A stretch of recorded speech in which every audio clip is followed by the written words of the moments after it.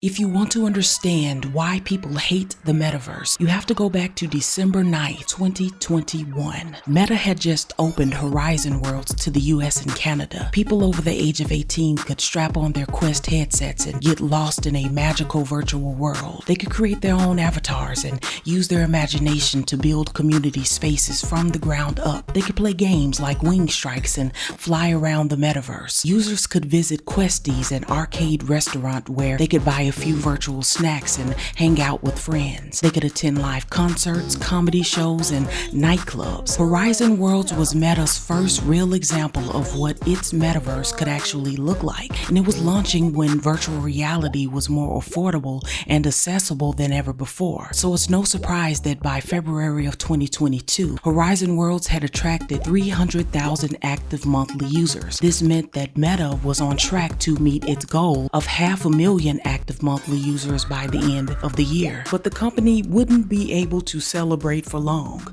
Over the next 8 months, this new virtual world would shrink to 200,000 active monthly users. Users complained that it was hard to find locations they liked and people to hang out with. The graphics were underwhelming. Every character floated through space without legs and the features were glitchy. Even Meta's own developers didn't seem very interested in Horizon Worlds. Vishal Shah, the VP of the Metaverse at Meta, sent memos encouraging employees to be more active in their virtual world. For many of us, we don't spend that much time in Horizon, and our dogfooding dashboards show this pretty clearly. Why is that? Why don't we love the product we've built so much that we use it all the time? The simple truth is, if we don't love it, how can we expect our users to love it? Everyone in this organization should make it their mission to fall in love with Horizon Worlds. You can't do that without using it. Get in there. Meta decided to put Horizon Worlds on quality lockdown for the rest of the year. They'll take that time to deal with the bugs, gaps, and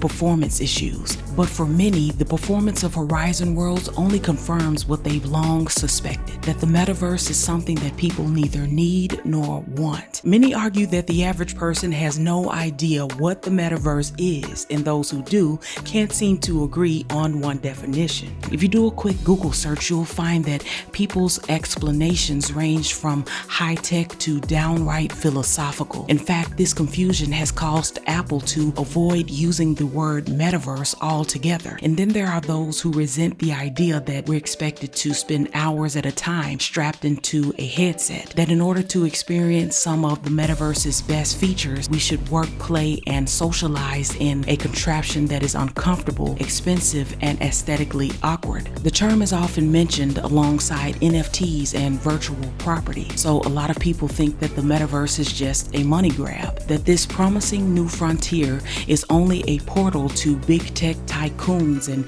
disaster capitalists who want to cash in as the real world's resources crumble. And then there's the distrust of Meta, formerly known as Facebook.